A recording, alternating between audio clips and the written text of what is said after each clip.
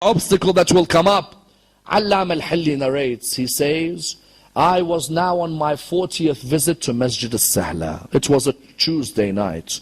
And with me on my way to Masjid al-Sahla, I wanted to see if I met the Imam, I wanted to ask him a question. They said to Allama Hilli, what's the question? He said, there's a hadith from Imam al-Baqir which I cannot understand until today. They said to him, what's the hadith?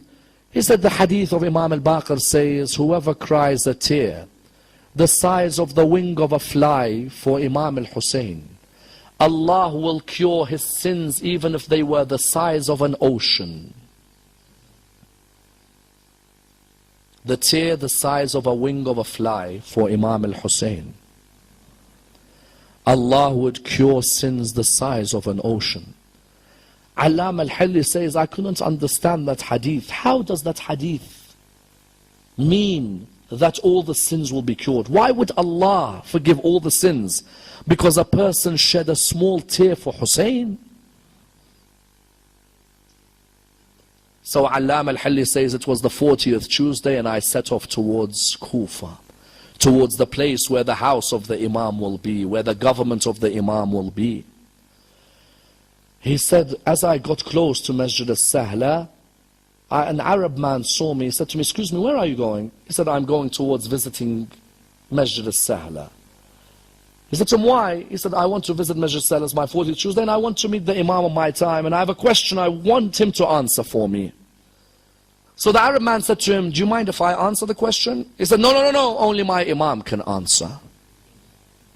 The Arab man looked at him and he said to him, no, allow me to try.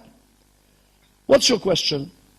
He said, you know, I've always wondered, the tear the size of a wing of a fly for Imam al-Hussain alayhi salam, could it really cure sins the size of an ocean?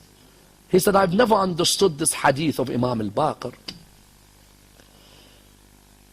The Arab man looked at him and he said, can I explain the answer to you?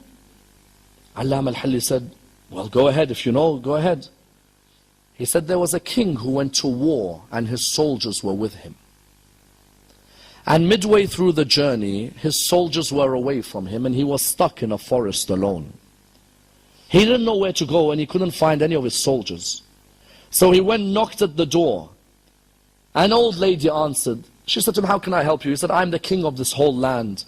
I cannot find my soldiers. I beg you, do you mind looking after me? And I promise when I return to my palace, I'll give you everything. The lady said, come in, stay with us. I live with my son, we live alone. And considering you're our guest, we only have one animal outside, but we'll slaughter it. That's all we have, but you are our guest and you deserve everything.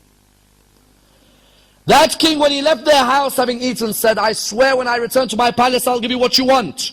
Months had gone past, nothing had been given. The narrations say that her son said to her, or she said to her son, my son, why don't you go and visit the king and tell him who we are? The son was hesitant. He was like, he'll never remember us. He's now gone. She said, no, go and ask him. The son went towards the palace. Excuse me, who do you want? He said, I want to see the king. Why? There is something he owes us. The guards let him in. He came and saw the king. Oh, king, do you remember me? He said, no, I'm sorry, I don't remember you. Do you remember when you were lost in the forest? Me and my mother gave you our house and we slaughtered what we had for you. He said, of course I remember you. How can I forget? Please forgive me that I wasn't able to come back to you. It's been difficult times for us. Then he looked around at his two guards and he said, what do you think I should give him as a reward for what him and his mother done to me? They replied by saying, one of them said, give him some land. He deserves land. The other said, give him some treasures. Let him have treasures. He looked at both of them and he said, how unjust both of you are. This man, him and his mother gave me all that they had. Therefore, if I am going to be just, I have to give them everything that I have.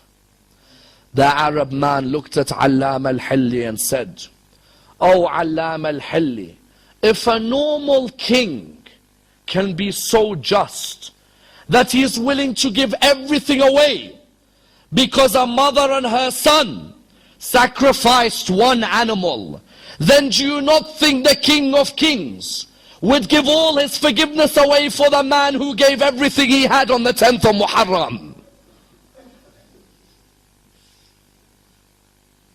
Allama Hilli began to cry, for his tears remembered Karbala. He remembered Hussain giving the baby away, and Hussain giving Akbar away, and Hussain giving Abbas away. That lady gave one animal and a king gave everything.